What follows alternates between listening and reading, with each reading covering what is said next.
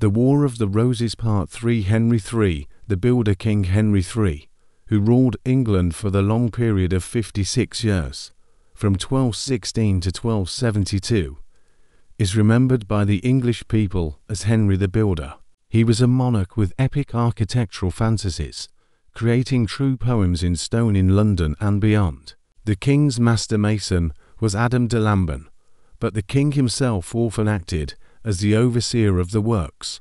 A whole series of his constructions, the Watergate, the embankment with a pier, the cradle and lantern towers, owe their existence precisely to Henry III.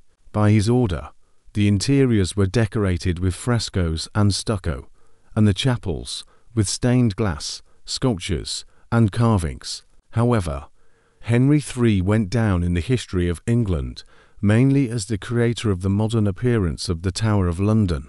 Under him, the tower was divided into the inner and outer courtyards. The inner courtyard, surrounded by a wall with 12 towers, was the monarch's property, his stronghold, where he himself lived and kept his enemies in chains. Here the king stored the treasury and regalia. Here was his own chapel and private scaffold. The common people were barred from entering here, but the outer courtyard belonged to the people. The right to enter here was among the privileges of the Londoners and was legally enshrined. All those entering the tower had to wash their faces in medieval Europe.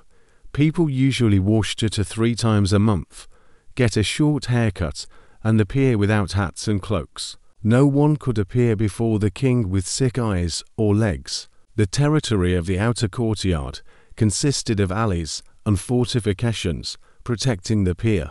3 staircases led from the pier into the tower: the royal, the water, and the gallery. The first was used by kings and high-ranking persons to ascend to the fortress, the second and third by state criminals.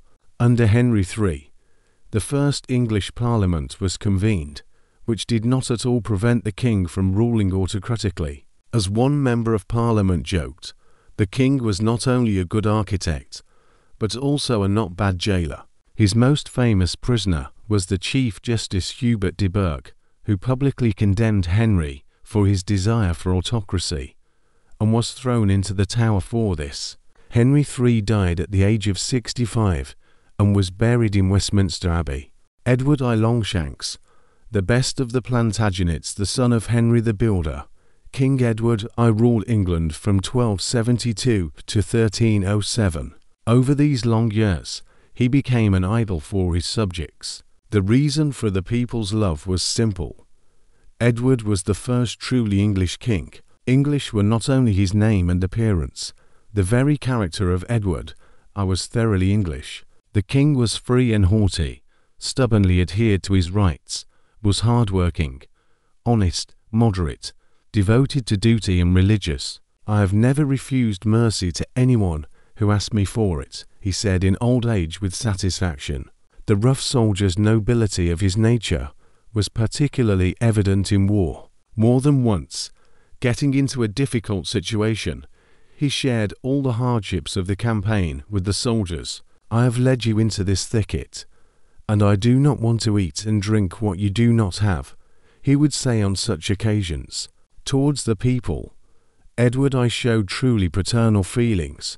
He was the first English king who loved his people and desired their love. England's issuance of the great statutes, which formed the basis of English law, is owed to Edward I's trust in the people. Edward I clung to absolute power, but even the king's quarrels with the people had a family character. Thus, once, standing face to face with the Londoners in Westminster, Edward I suddenly burst into tears and admitted his wrongdoing was about his encroachments on the Magna Carta.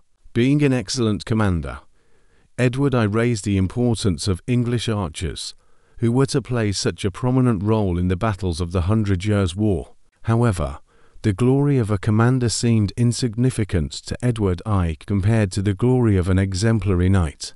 Around his round table 100 lords and ladies, all dressed in silk, revived the faded splendour of the legendary court of King Arthur. The reign of Edward I was marked by the annexation of Wales and Scotland to England.